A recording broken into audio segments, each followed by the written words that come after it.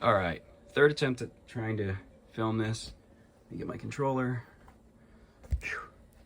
Okay, now the churches in here I found, or at least I believe, are not just numbered for the sake of easy, to get them out for the developers and stuff. I believe they actually tell a story of Marika and how she walked through, being that she started here. This is before this, Land of Shadows was established, where she took her role there, set up everything. Everything was good, hunky dory, no revenge yet. She comes here, establishes her first church, takes out the giants because at that point she's afraid of fire because what she's going to do next. We go down here and we find her second church, where obviously she made a presence here. I believe she possibly built the capital at this point. It wasn't in its full glory, but it started. And that's also when she banished Mesmer, because of the Colosseum begins here, which beating up snakes, not a fan of fire, and all the stuff in the Lands of Shadow that we know it as now happened. Okay. Also, honorable mentions. I believe this is when Melina set herself on fire to burn the Erd Tree, or what was started as the Erd Tree, because of this is the first place that she would have been able to plant one, if I'm correct. I don't believe, or at least maybe here she started, but it would be too cold, because obviously the poor conditions. Here's the second one where it was perfect conditions, but it also was burnt down. I think maybe that's when it was happening. I don't know, but it's very possible, because you find her prison here, which means she was obviously not very happy about something, because she had to be imprisoned when this went down. And I'm assuming it's because of Mesmer. Her not being happy that her brother, possible brother, more than likely her brother, being banished. And this is her basically betrayal, like her anger she took out. She did burn once, but anyway, we're gonna move on to the third church of Marika, which is all the way down here, which I find interesting that it also has direct connection to the Beastum Sanctum. And I believe at this point, this is when Marika and Godfrey basically took on, or maybe even Godwyn was around, the Farm Azula, and they crumbled. They basically came, conquered, and moved on. Because at that point, we go to her last church, which is the fourth church of Marika.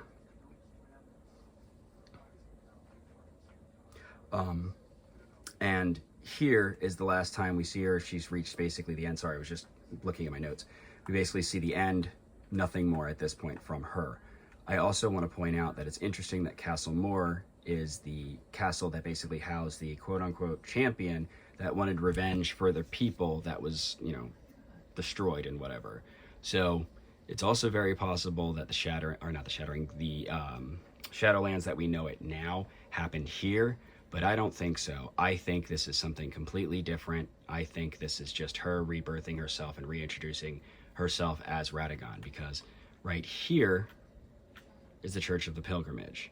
And that's where Radagon's first statue happens, where the misbegottens are discovered basically in mass. We find the Revenger's sword, or whatever that big-ass sword is that basically tells about it. And I personally think that that's Radagon. I think that he was the champion, and it's possible that he was, rebirthed or something like that, and he wasn't with her from the beginning, but I don't know. Anyway, that's where the first church, or the first appearance of him, happens. Then we move all the way up. And I also believe this is when Stormveil was then established here for Marika later on to have her plan come out. But because at this point, we move up to the Bellium Church. And I don't know if you know, but Bellium is actually another word for warring, essentially. So this is when the Lunaria Wars happened. And let me see, read my notes. This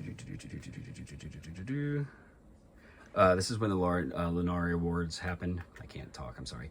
And I also believe this is when the Black Knights happened, after the Church of Vows, when Radagon was forgiven and married Renala, because it would explain why Radagon would be called back, or really Marika going back, because of all of a sudden one of her children was murdered. Not only murdered, but murdered by another one of her children there from here, Rani, and using the help of her older people, her ancient people.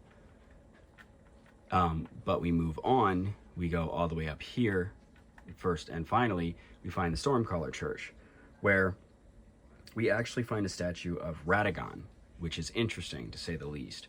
And I believe that's because on his way back, after the Night of Black Knives, realizing Marika was going to do what she was going to do, wrecked Stormvale. Because if you pay attention, the thorns that are at Stormvale look more like the thorns that are actually blocking you from the Erd Tree later on than Deathblight, because Deathblight has little special property to it, where it has basically fly wings, or like the actual thorns, or the things that are on it. And there's a couple of other things that are on the Death Root that are not, the Death Root that are not on Radagon's thorns, or the thorns in here. And not to mention, Radagon would also have that capability because of the blood magic discovered up here being thorn magic, and then thorn magic going back to